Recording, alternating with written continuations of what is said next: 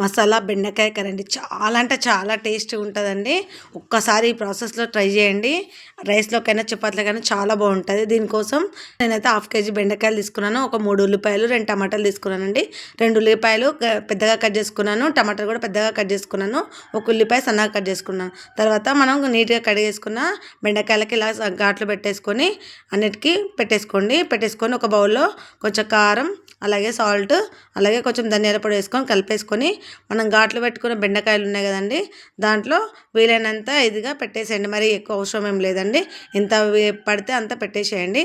ఇలా అన్నీ పెట్టేసుకున్న తర్వాత ఒక ప్యాన్ తీసుకొని ప్యాన్లో 1 టేబుల్ స్పూన్ ఆయిల్ వేసేసుకొని కొంచెం మెంతులు, అలాగే కొంచెం జీలకర్ర, 1 స్పూన్ మినపప్పు, అలాగే కొన్ని పల్లీలు, అలాగే కొన్ని ధనియాలు 1 టేబుల్ స్పూన్ వేసుకొని ఇలా వేపుకోండి. కట్ చేసి పెట్టుకున్న ఉల్లిపాయలు, 1 రెబ్బ కరివేపాకు, అలాగే 7-8 ఎల్లిపాయలు పొట్టు తీసి వేసుకున్నానండి. అలాగే కొంచెం మనం కట్ చేసుకున్న టమాటాలు, అలాగే కొంచెం సాల్ట్ వేసి కొంచెం మగ్గే వరకు వదిలేయండి.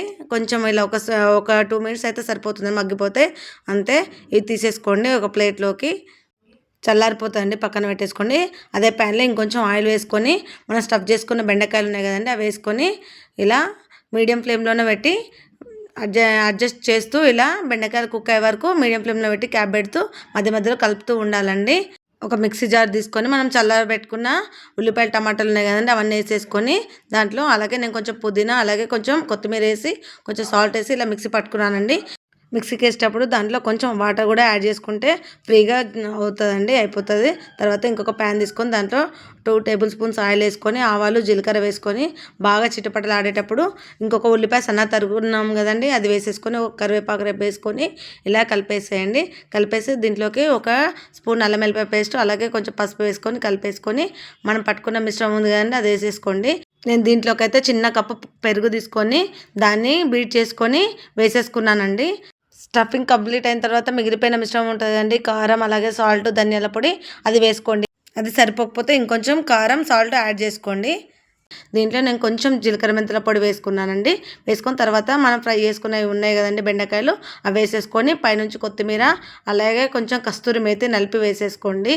ఇలాగా చాలా అంటే చాలా టేస్ట్ ఉంటుందండి. అసలు తినని వాళ్ళు కూడా తింటారు. తర్వాత నేనైతే చిన్న పీస్ బటర్ వేసానండి దాని నుంచి. అలాగే సిమ్లోనే పెట్టండి, హై ఫ్లేమ్లో చూడండి. అసలు చూస్తుంటేనే నోరు ఊరిపోతుందండి. చాలా అంటే చాలా బాగా వస్తుంది టేస్టు. మీరు ఒకసారి చేసి 100% పక్కా నమ్ముతారండి. చాలా బాగుంటుందండి. ఎలా వచ్చిందో నాకు కామెంట్ చేయండి. చూడండి ఎలా వచ్చిందో కామెంట్ చేయండి.